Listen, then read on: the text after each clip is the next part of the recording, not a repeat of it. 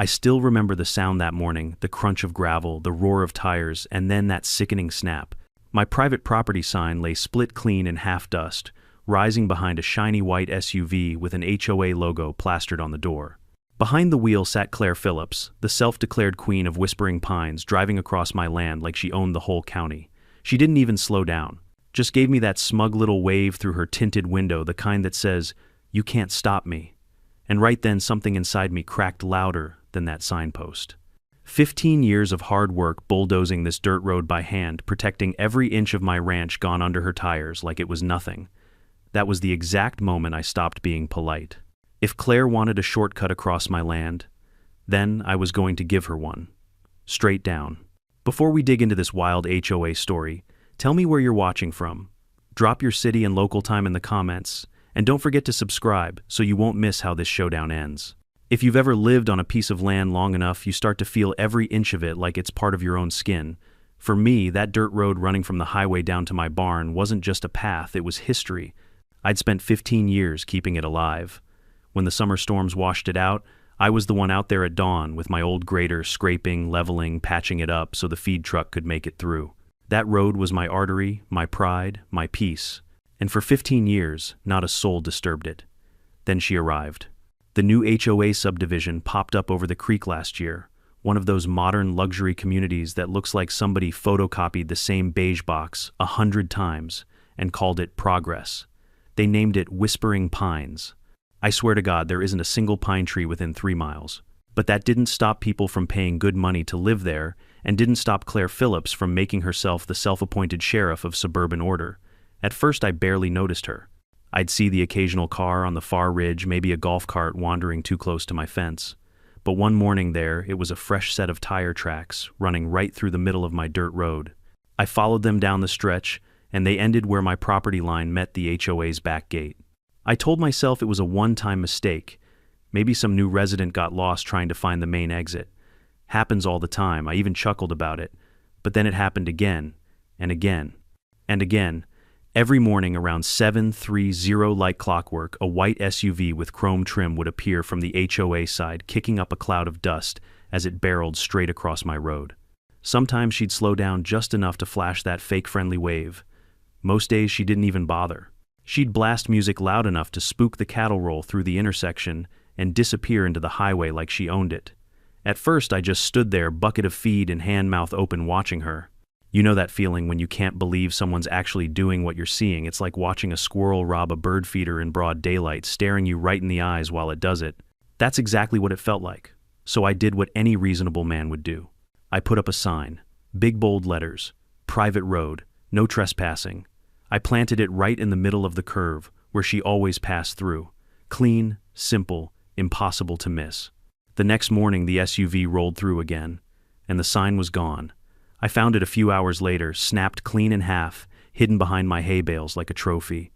That's when I realized this wasn't ignorance. It was arrogance.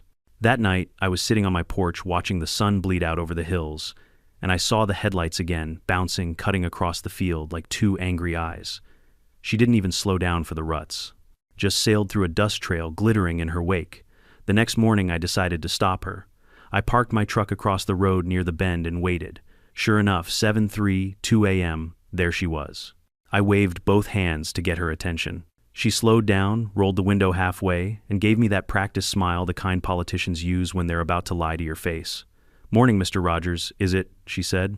"Everything okay?" "Not really," I told her. "You're driving on private property. This road isn't public, it's mine." She tilted her head like I'd just told her the sky was green. "Oh, come on now.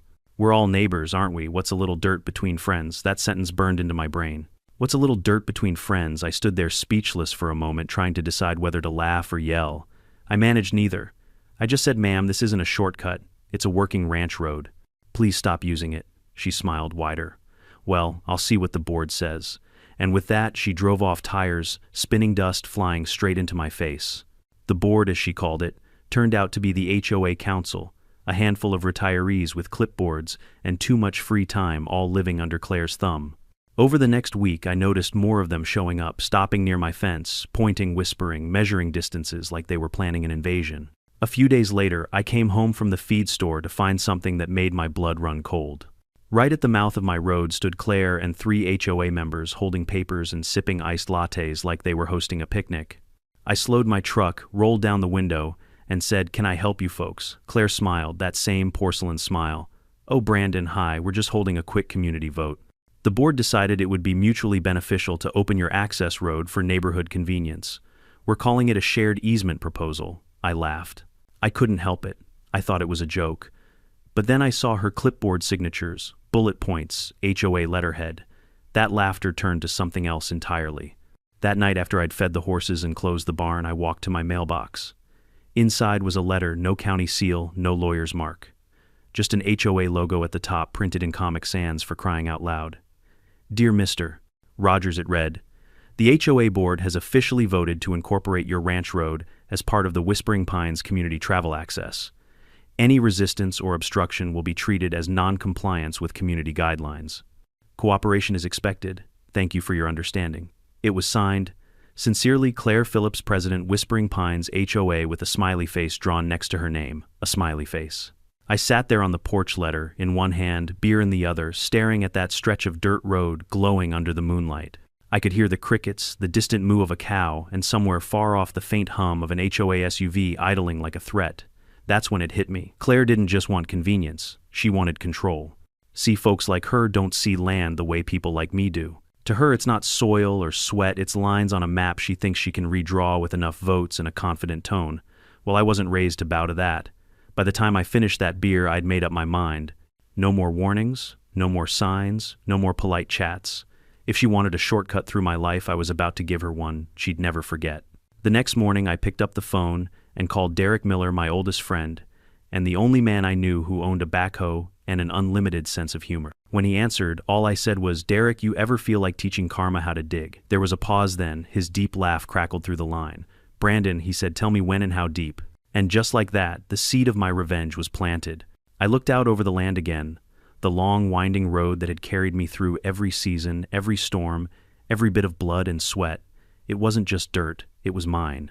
And if I had to dig a hole to remind someone of that, then so be it. There's a special kind of silence that comes before a storm, the kind that hums in your bones, warning you that something stupid is about to happen. For me, that silence came 2 days after the Comic Sans letter showed up. It was a Friday morning, and I was patching the fence near the creek when I heard voices, dozens of them, drifting across the wind. When I looked up, I saw a group of people standing right on my land, folding chairs, clipboards, balloons. At first, I thought maybe they were filming one of those overly cheerful HOA promotional videos, Whispering Pines where community thrives. But then I spotted Claire Phillips standing in the center like a general before battle, wearing a pink blazer and holding a megaphone. I wiped the sweat off my brow and muttered, "Oh, this ought to be good." As I got closer, I saw a folding table with a banner hanging across it. Community Access Vote, Making Progress Together. There were coffee cups, printed forms, and even a little donation jar labeled, "Help Pave Our Future, Morning Brandon." Claire chirped as I approached. "Perfect timing, we're just about to start the vote." "The vote?" I asked, looking around. "On what exactly?" She smiled sweetly as if she were explaining something to a slow child. "On integrating your road as a shared access point. We're all neighbors here, and the HOA board believes community connectivity is essential for harmony." "Claire," I said slowly, "you're standing on private land." "Oh, don't be silly," she laughed. "The board already agreed this portion is part of the common easement. We're just finalizing it democratically." I couldn't believe what I was hearing. A democratic vote to take my road. "You can't just vote on someone else's property," I said, half laughing, half fuming. She gave me that syrupy tone again. "Well, actually, Brandon, the HOA charter allows us to make recommendations that align with community needs. Once we file the motion with the county, it's just a matter of formality." "Formality," I repeated, staring at her like she'd grown a second head. "You think you can just declare ownership because it's convenient?" "Not ownership," she corrected, tapping her clipboard. "Integration." Behind her, a few HOA members nodded solemnly, sipping their coffees like they were witnessing a spiritual ceremony. That's when I knew Claire wasn't just delusional. She was dangerous. I told her plainly, "If you or anyone else sets foot on this road again without my say-so, you'll be trespassing, and the sheriff will hear about it." She smiled as if I'd complimented her outfit. "Oh, Brandon, you really should relax more. You're letting negativity cloud your energy." I took a deep breath and pointed toward the banner. "Take this circus off my property before I do it for you." There was a tense silence. the kind that hangs between lightning and thunder. Then she said softly, "You'll regret not cooperating with the community." I laughed, but it wasn't a happy laugh. It was the kind that comes from someone who's just realized they're living next to a lunatic. That night, the letter came. This one wasn't just printed on Comic Sans. It was color-coded, laminated, and signed, with Claire's flourish and her little signature smiley face. Dear Mr. Rogers, the HOA Board of Whispering Pines has officially voted to integrate your private road into community use. Resistance will be considered a violation of regional community standards and may result in fines and legal action. Cooperation is expected and appreciated. Warmest regards, Claire Phillips, President Whispering Pines HOA. I couldn't decide what was worse, the delusion or the stationary choice. I crumpled it, then thought better, and smoothed it out again. Evidence, I reminded myself. You keep every piece of crazy. After that night, something shifted inside me. The part of me that used to believe in polite conversations and civil compromise, it died quietly, buried right there under the weight of that laminated letter. I started noticing everything. The HOA patrol cars driving by my fence just to monitor boundaries. The landscaper drones hovering too close to my property line. Even one of their so-called safety volunteers, jogging past with a GoPro strapped to his chest. They were watching me, testing me, waiting to see how far they could push. But they didn't know that I'd already made up my mind. It wasn't about anger anymore. It was about principle. If someone could take your property just by voting loud enough, what was the point of owning anything at all? That night, I called Derek Miller again. He was half asleep when he answered. "Tell me you didn't buy another cow," he mumbled. "No cows," I said, "but I've got a pest problem. Coyotes again, worse," I told him, "the kind that drive SUVs and file community motions." He was silent for a moment, then snorted. "Oh, you mean HOA varmints?" "Exactly. What's the plan?" I looked out the window at the moonlight glinting off the dusty road. Something educational, something humbling. The next morning, Derek showed up in his old Ford truck, a thermos of coffee in one hand and a grin that said, "This is going to be fun." "All right," he said, hopping out. "Tell me where you want the lesson dug." We walked the length of the road, studying the curves and slopes like two men planning a sculpture instead of revenge. Finally, I pointed to a spot halfway down the trail, right after a blind bend where the hill dipped slightly. "There," I said. "She hits that stretch doing at least 30. She'll never see it coming." Derek nodded approvingly. "How deep you thinking deep enough for reflection?" I said. He chuckled. "Got it. Philosophical trench. My specialty." We spent the rest of the day hauling out the old backhoe from his shed, greasing the joints, checking the hydraulics. The machine roared to life like a dragon awakening. By sundown, we had the first outline marked. The earth was dry, the air electric, with that scent of dust and heat that only Texas summers can make. Every scoop of dirt that came up felt like reclaiming a piece of pride I'd lost to Claire's tires. "Think she'll notice?" Derek asked, as the trench deepened. "Not until she's in it." We both laughed, the sound bouncing off the hills. We didn't stop until the moon rose high, pale, and perfect over the horizon. By then, the trench was 3 feet wide, nearly 4 deep enough to catch a heavy SUV, but not deep enough to do real harm. Just enough to make a point. We covered it carefully with old plywood, packed dirt over it, and scattered loose twigs and grass to make it look natural. From a distance, it was flawless, just another patch of country road. We stood there afterward, leaning on the backhoe, sipping cold beers and staring at our handiwork. "Looks like a work of art," Derek said proudly. "Modern rural installation," I agreed. "Tidal consequences of entitlement." He laughed so hard he nearly spilled his beer. Before heading home, we set up 2 trail cameras hidden in the brush just in case Karma decided to perform on schedule. As I walked back to the house, the night air felt cooler, lighter. For the first time in weeks, I wasn't angry. I was calm, peaceful even. See, revenge doesn't always have to be loud. Sometimes it's quiet, precise, beautiful. The next day I woke before sunrise, brewed a pot of strong black coffee, and pulled a couple of folding lawn chairs out by the barn. Derek showed up a few minutes later, donuts in hand, grin wide as ever. "You think today's the day?" he asked. "Oh, it's Friday," I said. "And Claire Phillips doesn't miss her Friday yoga class." We settled in behind a line of hay bales, cameras rolling, waiting. The sun crept higher, burning gold across the fields. The cows grazed. The wind was still. The world for once felt balanced, like nature itself was holding its breath. Then, in the distance, we heard it. That familiar roar of tires, the faint thump of bass, and the high-pitched voice of a woman yelling affirmations to a podcast host about manifesting her power. Claire Phillips was on her way. The sound of that SUV grew louder with every passing second, a deep mechanical growl mixed with pop music and entitlement.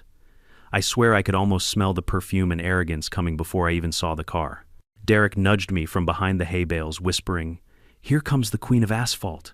Through the shimmering heat waves, Claire's white HOA-issued SUV appeared over the hill sunlight, flashing off its chrome like a beacon of self-righteousness. She was right on schedule, yoga mat in the passenger seat, iced latte in the cup holder, sunglasses big enough to cover half her face. $10 says she's on speakerphone, Derek muttered. Make it 20, I said. And she's bragging. Sure enough, as she approached the curve, we heard her voice shouting into the phone about setting boundaries with people who don't understand community cooperation. The irony nearly made me choke on my coffee. The SUV hit the bend fast, too fast. She didn't slow down, not even for a second. The front tires rolled onto the plywood, the faintest creak echoing across the still air. Then came the sound I'd been waiting for. Crack. It was like thunder ripping through the valley. The plywood gave way beneath the weight of her 2-ton Suburban tank, and in an instant the front end plunged straight down. The SUV nosedived into the trench headlights, disappearing, the back tires lifting off the ground before slamming down again.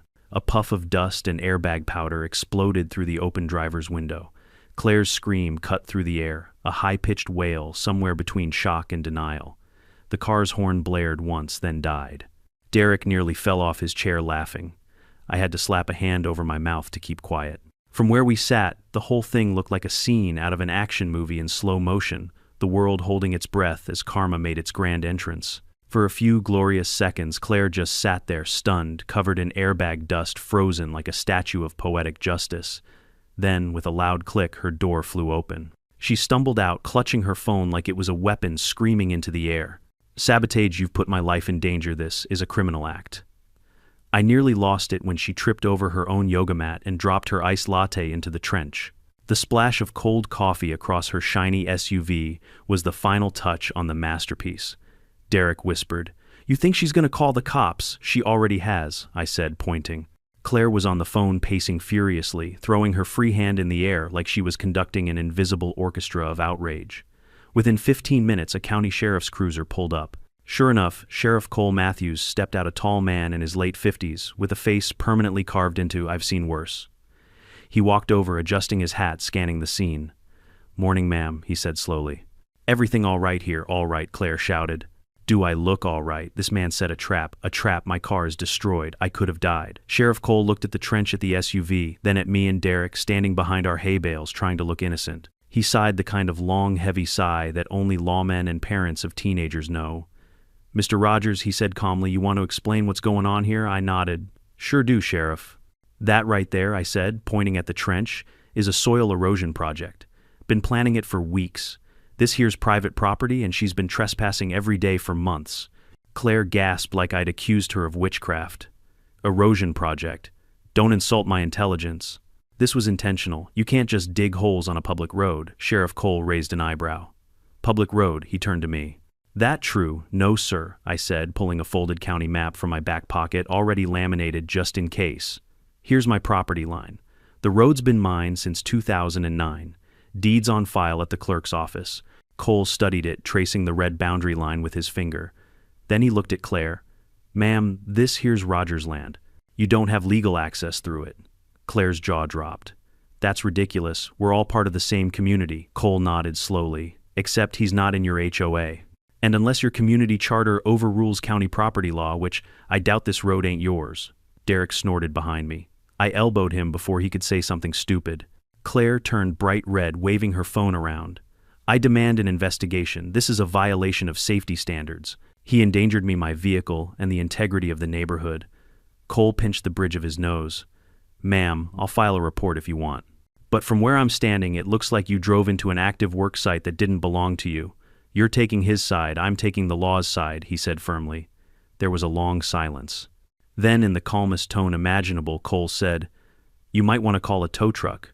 Claire looked like she might explode. "Oh, I will." "And you haven't heard the last of this, Sheriff?" He nodded.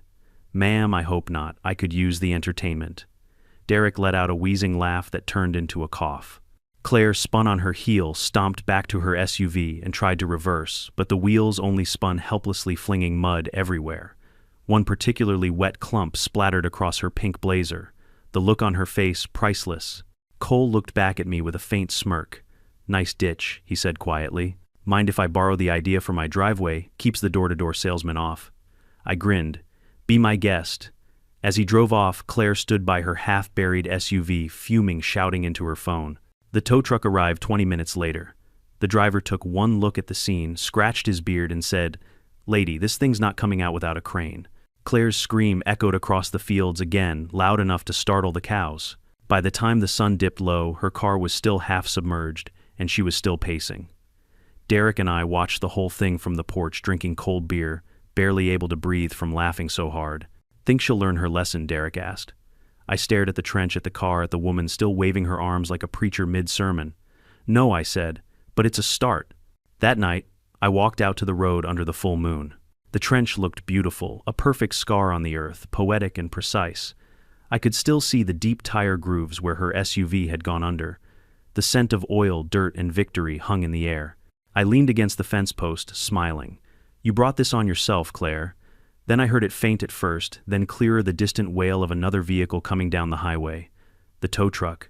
"Guess we're not done yet," I muttered. Over the next hour, I watched them struggle. The tow driver sweating under the headlights, shouting instructions, while Claire barked orders like a general in pink armor. The winch strained.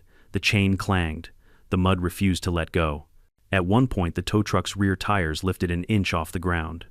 The driver killed the engine, swore under his breath, and said, "Lady, this car ain't moving tonight. I'll be back in the morning with backup." Claire stared at him, horrified. "You're leaving it here," he shrugged. "Unless you got a helicopter handy." Derek, standing beside me, whispered, "You think she'll sleep out here with it?" I chuckled. "Wouldn't surprise me." We turned and walked back toward the house, the laughter still bubbling out of us like kids who'd just gotten away with something huge. But beneath the humor, there was a flicker of something deeper satisfaction. Not the mean kind, the righteous kind. The kind that comes from finally standing your ground and watching justice sink one tire at a time. As we reached the porch, Derek raised his beer. "To erosion control," he said with a grin. I clinked bottles with him. "And to natural selection." The trench gleamed faintly under the moonlight, my silent declaration to the world, "This land is mine." The next morning, the smell of coffee filled the kitchen long before the sun made it over the ridge. I'd barely taken my first sip when I heard the faint grind of metal and shouting from down the road. Derek was already on the porch, arms crossed, watching the spectacle unfold like it was Saturday morning TV. "She's back," he said, grinning. Sure enough, down by the trench, the same tow truck from the night before had returned, this time with reinforcements. 2 more trucks, a crane rig, and about 5 men scratching their heads around Claire's half-buried SUV. The poor thing looked like a stranded whale, half covered in mud, its front bumper twisted and sagging. And there was Claire Phillips standing off to the side in yoga pants and combat boots, barking orders into her phone. Her pink blazer was gone, replaced with a Whispering Pines HOA windbreaker, like she was preparing for war. 3 trucks, Derek muttered, shaking his head. "I told you she'd double down instead of giving up." "That's her religion," I said. "She doesn't believe in defeat, just louder denial." We walked closer, pretending to check the fence line. Claire spotted us instantly. "Don't you even think about recording this," she yelled, waving a perfectly manicured finger.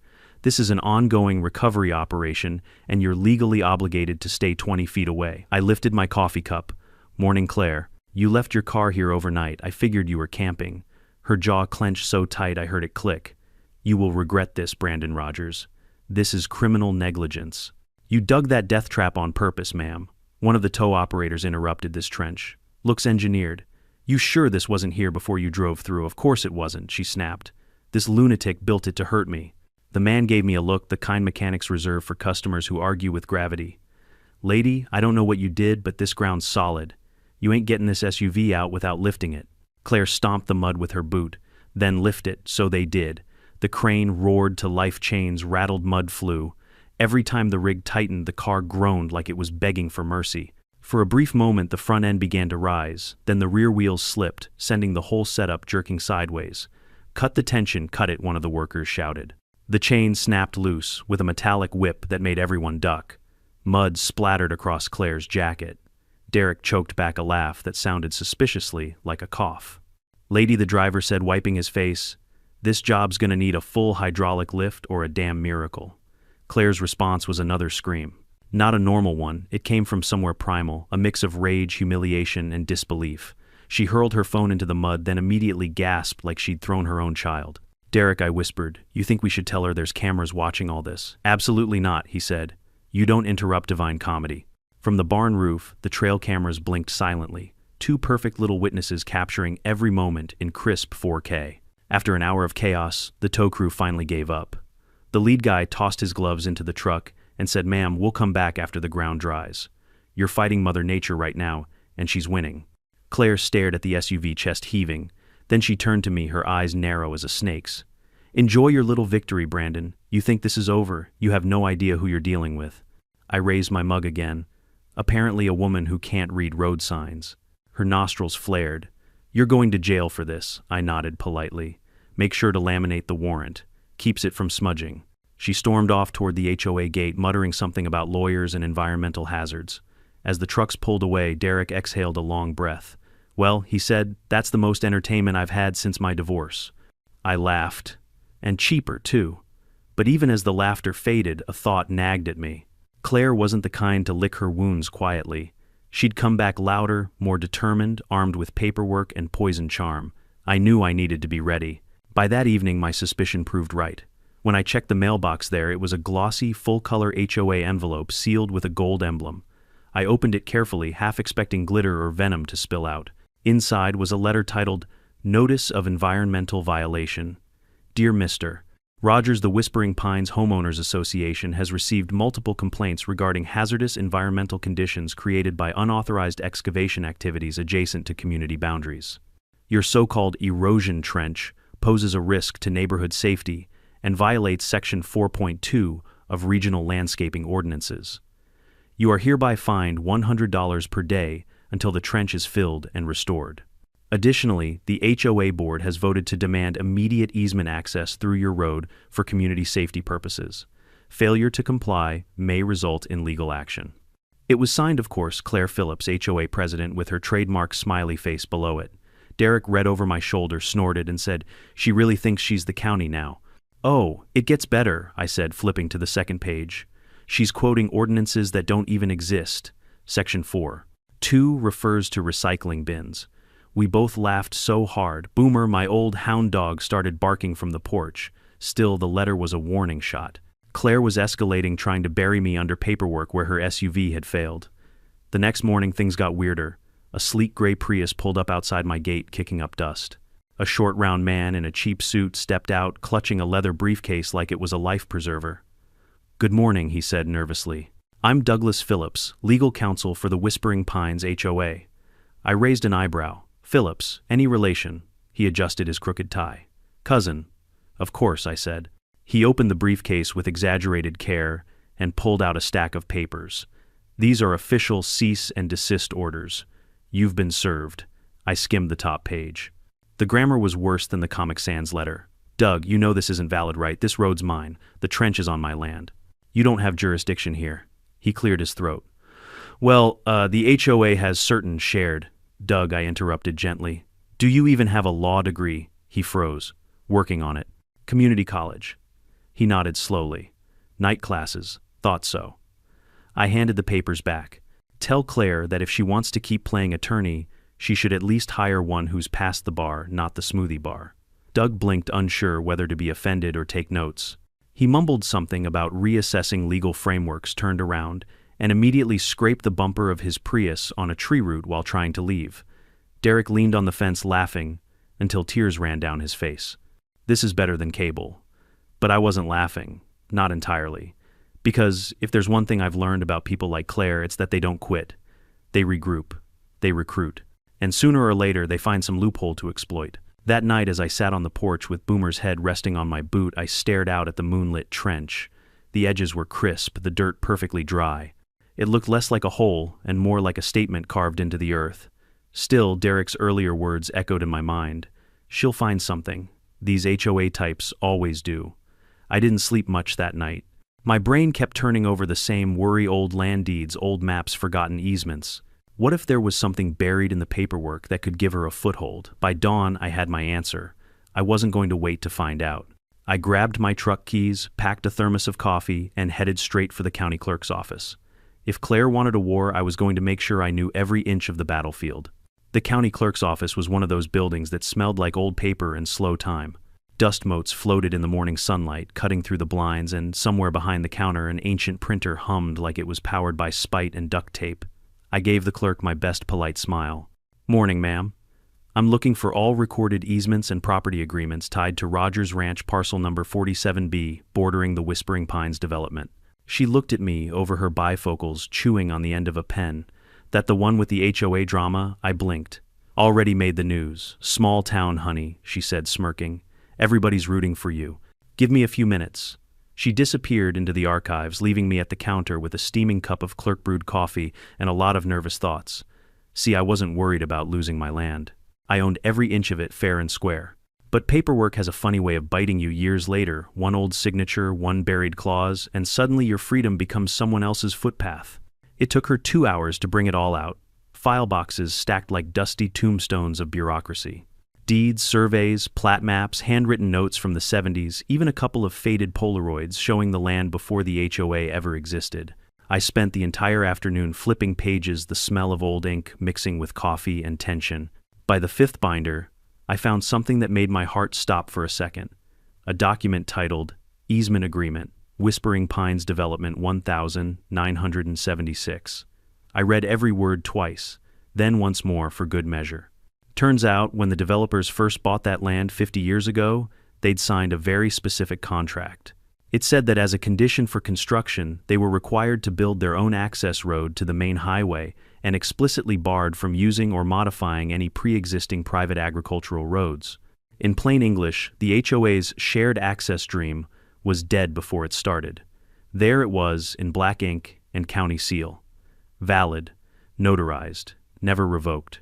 I laughed out loud, an honest, belly-deep laugh that made the clerk poke her head out from the back room. "You okay out there, mister?" "Roger's better than okay," I said, holding the document up like a trophy. "You just saved a man from insanity." She grinned. "Good for you. Folks like that HOA lady could use a little lesson in boundaries." "Trust me," I said, sliding the papers into my bag.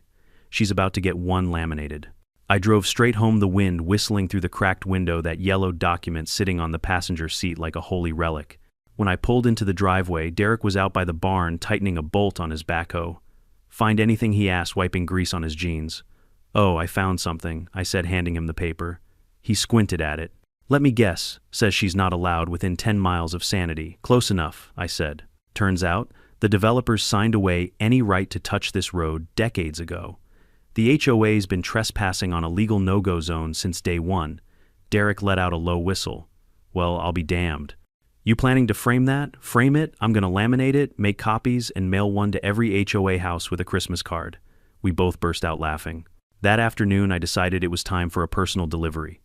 I tucked the laminated copy into a manila folder and drove down toward the Whispering Pines gate. There she was, Claire Phillips, standing by her mailbox in a pressed linen outfit, talking loudly on her phone about property rights and community vision. When she saw my truck, her smile faltered. I stepped out calm as a preacher on Sunday. "Morning, Claire."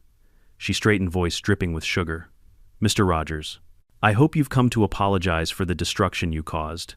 Actually," I said, pulling the folder out, "I brought you something better. A little history lesson." I handed it to her. She took it with suspicion, flipping through the first page. Her lips moved silently as she read the title. Then her face froze. "What? What is this?"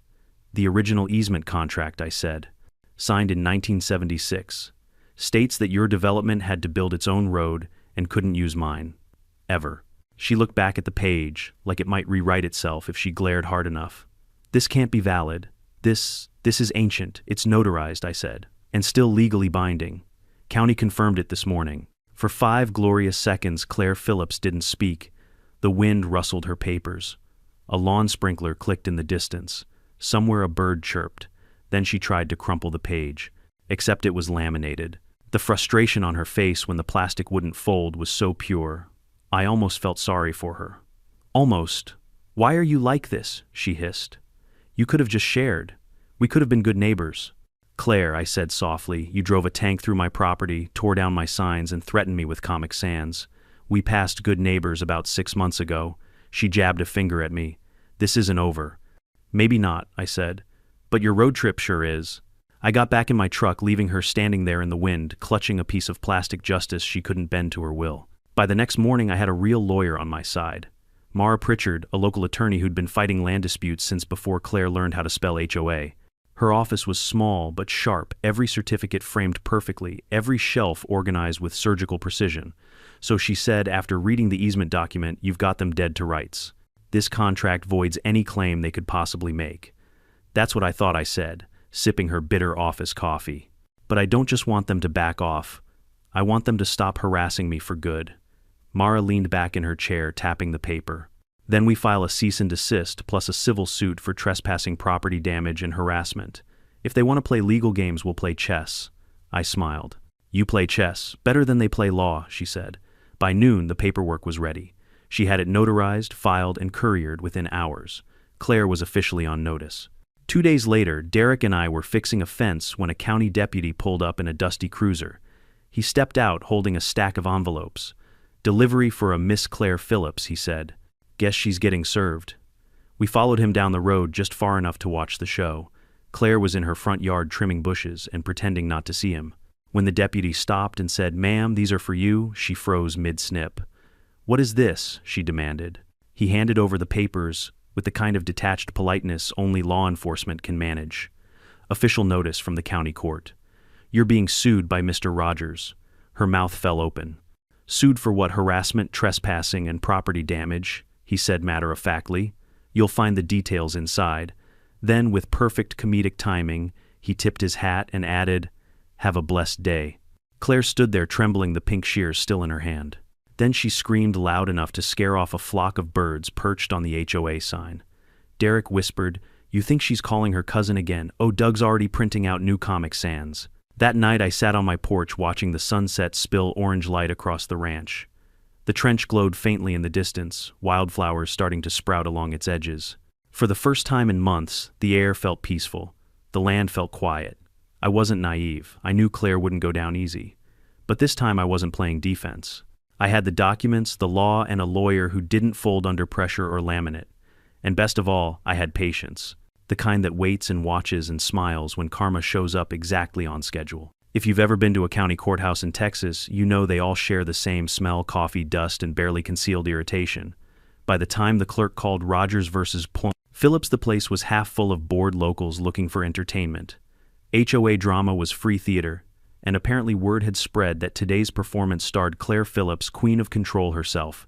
She arrived fashionably late, wearing a beige power suit and an expression that could curdle milk. Her cousin, the infamous Doug Phillips, HOA legal counsel, trailed behind her, juggling a stack of folders so thick it looked like he'd raided a Staples clearance bin. I stood at my table, calm as a man could be.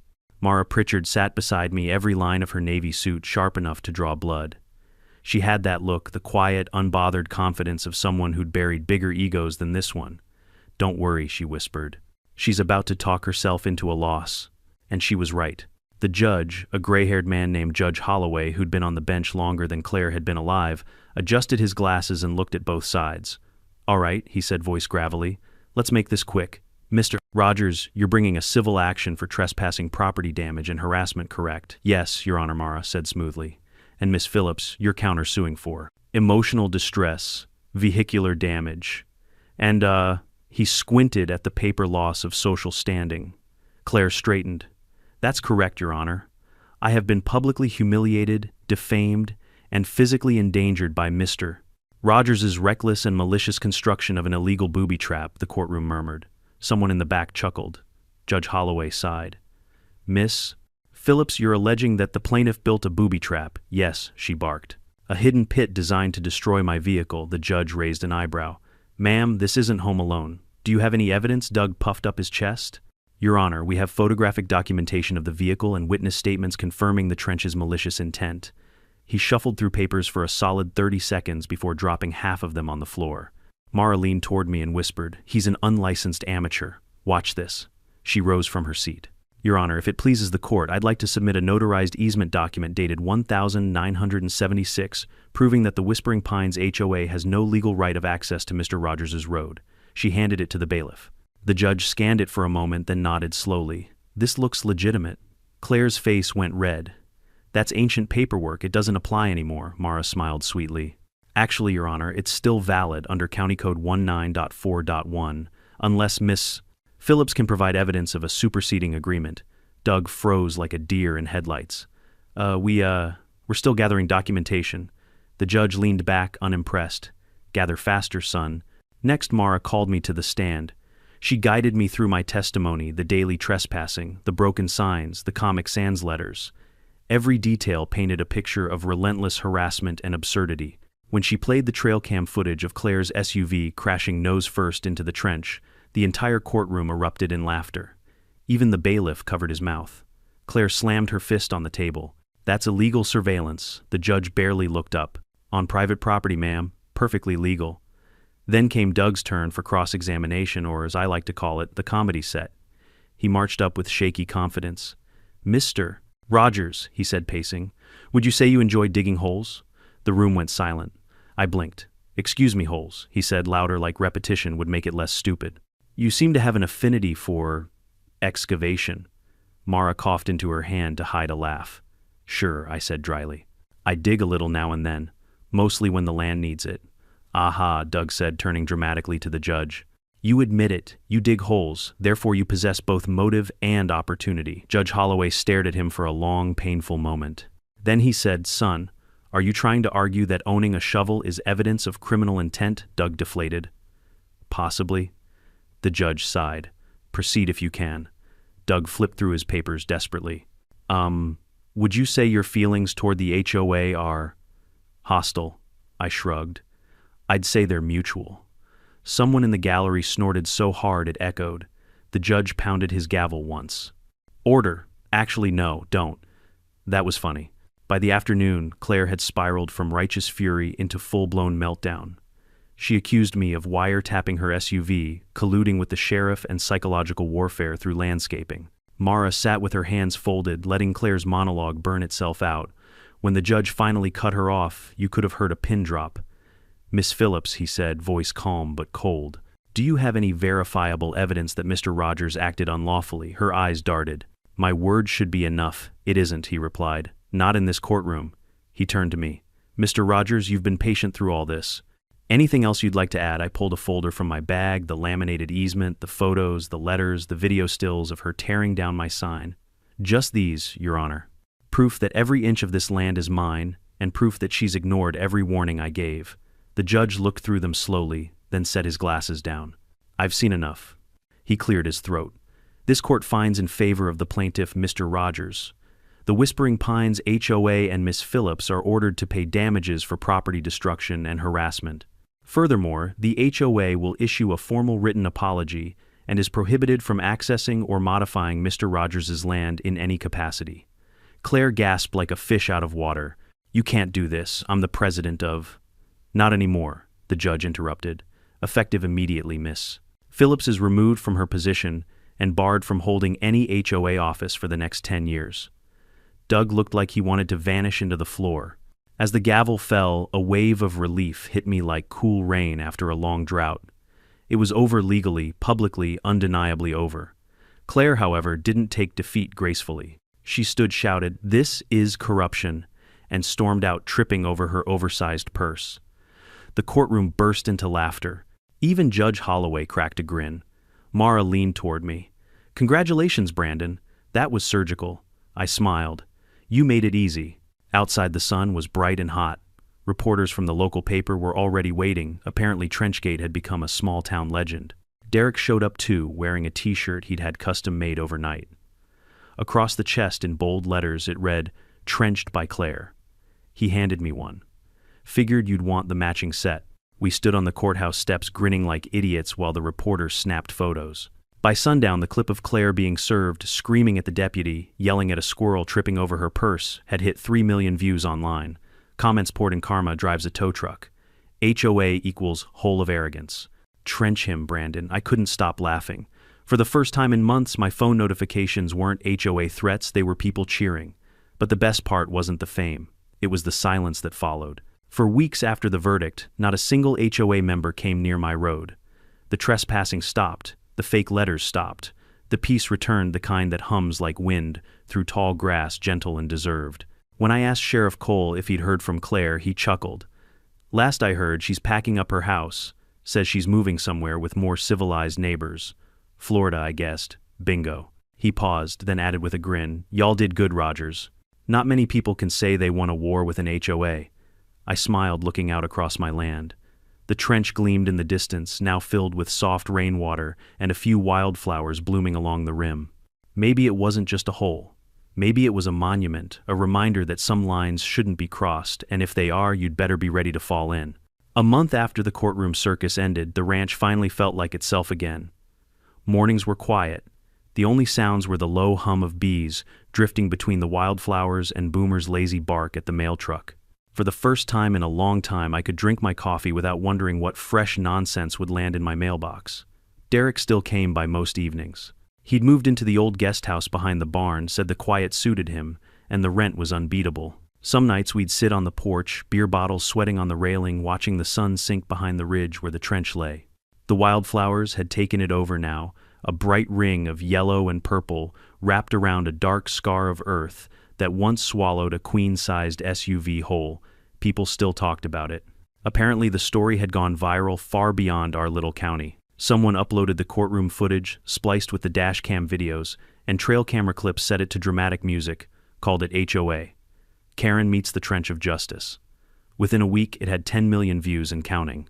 I didn't post it myself, but I wasn't about to complain. "Guess we're famous," Derek said one night, scrolling through his phone.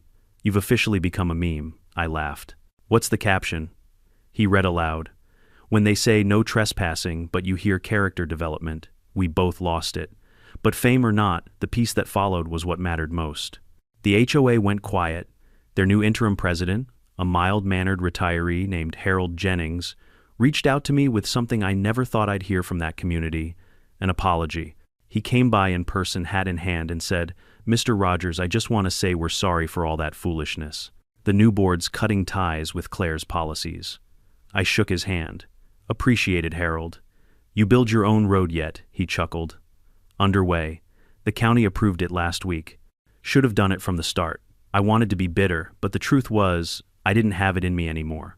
The fight was over.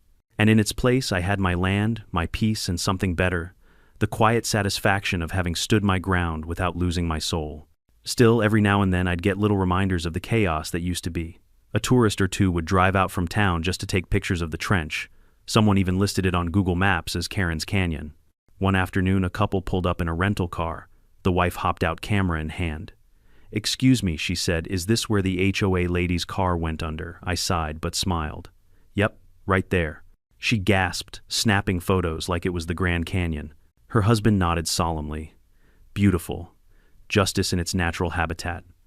After they left, I told Derek maybe we should charge admission. He grinned. "Or open a gift shop, t-shirts, mugs, maybe a shovel, keychain." "Don't tempt me," I said, though. The idea didn't sound half bad. Meanwhile, Claire Phillips had gone radio silent. Rumor was, she sold her house in a hurry, packed up, and moved to Florida. Someone told me she joined another HOA down there, but within 3 weeks they'd voted to remove her for excessive correspondence. I can't lie, when I heard that I laughed harder than I had in months. Some people just can't learn humility unless it hits them at 40 miles an hour and lands in a ditch. As for Doug, her cousin/lawyer, he resurfaced once more, this time on Facebook, advertising his new service, Phillips & Associates HOA Legal Consulting Pending Certification. Mara sent me the post with nothing but a crying, laughing emoji. Speaking of Mara, she became a bit of a local hero, too. After winning the case, she gave a short interview to the paper, calling it a textbook example of how homeowners' rights often get steamrolled by misplaced authority. She even thanked the sheriff's department for upholding sanity in a world full of power-hungry suburban warriors. When I dropped by her office to thank her one last time, she shook my hand and said, "You'd be surprised how many people like you have called since that video went viral. I'm glad to inspire a movement," I joked. "Oh, it's a movement, all right," she said with a smirk. The Anti-Karen Coalition. Weeks turned into months. The new HOA road, the one they should have built years ago, finally got finished. It ran neat and straight-lined, with fancy solar lights crossing just far enough from my property line that I could barely see it from the porch. On the day of their ribbon-cutting ceremony, I couldn't resist driving by. They'd set up balloons, folding chairs, and a big banner that read "New Beginnings." I parked at a distance out of sight and watched. Harold gave a modest speech about respecting boundaries and learning from past mistakes. The crowd clapped politely. No one mentioned Claire. No one needed to. When I got home that afternoon, I looked out at the trench again. The spring rains had filled it halfway, turning it into a small pond. Ducks had moved in, real living proof that even the ugliest scars can grow something new if you let them. I grabbed a can of paint from the shed and a new metal sign I'd ordered online. I staked it right at the head of the road, gleaming in the sunlight. Private property trespassers will be trenched. Half warning, half joke. But around here, everyone knew better than to test which half I meant. That evening, Derek and I sat outside with Boomer at our feet, the smell of mesquite smoke drifting from the grill. The sky burned orange, fading into violet over the hills. "You ever think you'd end up famous for a hole in the ground?" Derek asked, sipping his beer. "Not in my wildest dreams," I said. "But if that's what it takes to teach people respect, I'll take it," he chuckled. "You ever miss the excitement?" "Not for a second," I said, leaning back. "Peace doesn't trend on social media, but it sure sleeps better." We clinked our bottles together, the kind of simple toast you give when you've earned your rest. And as the last light faded, I thought about everything that had happened. The signs, the trench, the courtroom, the laughter, the chaos, the quiet that came after. It struck me how fast small things can spiral, how one act of arrogance can set fire to an entire neighborhood, or how one act of courage can put it out. Claire Phillips fell into a literal hole that day, but the truth is she dug it herself long before. Every insult, every trespass, every smug wave out a tinted window, they all stacked up shovel by shovel until karma simply handed her the final scoop. Now that trench wasn't just a ditch in the dirt, it was a line, a reminder that respect is earned, not taken, that boundaries aren't walls, they're agreements, and if you break them long enough, eventually the ground gives way. Sometimes standing your ground doesn't mean shouting louder, it means holding steady when someone tries to push you off it. Whether it's an HOA president, a toxic coworker, or anyone who can't see the line between mine and yours, remember, calm persistence beats chaos every time. You don't need revenge that destroys, you need justice that lasts. And when it comes, it won't arrive with fireworks or applause. It'll come quietly, like the sound of gravel settling after a storm, steady, final, and right. So, tell me in the comments, have you ever had a Claire Phillips in your life? Someone who couldn't take no for an answer. How did you handle it? And if you enjoyed this wild ride, hit subscribe, because next time, well, let's just say HOA might find out what happens when they mess with a rancher's water rights.